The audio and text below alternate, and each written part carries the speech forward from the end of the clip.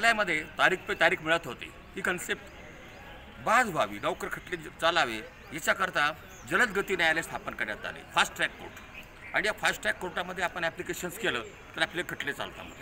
आणि अशा कोर्टाची स्थापना करताना निर्भया निधी असे फंड्स करण्यात आला, त्यामार्फत न्यायाधीश न्यायालयीन कर्मचारी यंत्रणा हा सगळा खर्च केला जात होता. देशामध्ये 14,75,000 खटले या न्यायालयामध्ये ट्रान्सफर करण्यात आले होते.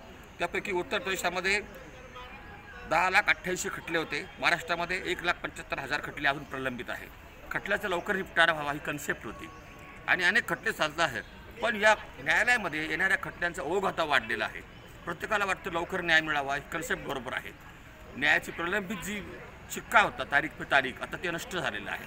आपल्याला कोणाला वाटलं की आपला खटला फास्ट ट्रॅक न्यायालयात चालावा आणि सरकारने त्याला मंजुरी दिली न्यायालयाने यंत्रणेने, तर तो खटला चालू शकतो. याच्यामध्ये सगळे काही तो खटले एका महिन्यात निकाली लागलेले असे याच्यामध्ये आहे.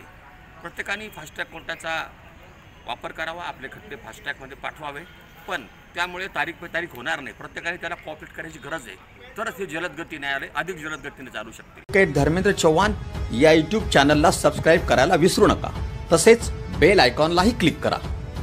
आहे आणि पतीला कुटुंबापासून वेगळं करणं हे योग्य नाही असं सांगितलंय. हा अर्ज मान्य करत कोर्टाने पतीच्या घटस्फोटाचा हा अर्ज मंजूर केलाय. भारतात मुलांनी पत्नीच्या सांगण्यावरून पालकांना सोडून देण्याची प्रथा नसल्याचं कोर्टानं निकालामध्ये नमूद केलंय.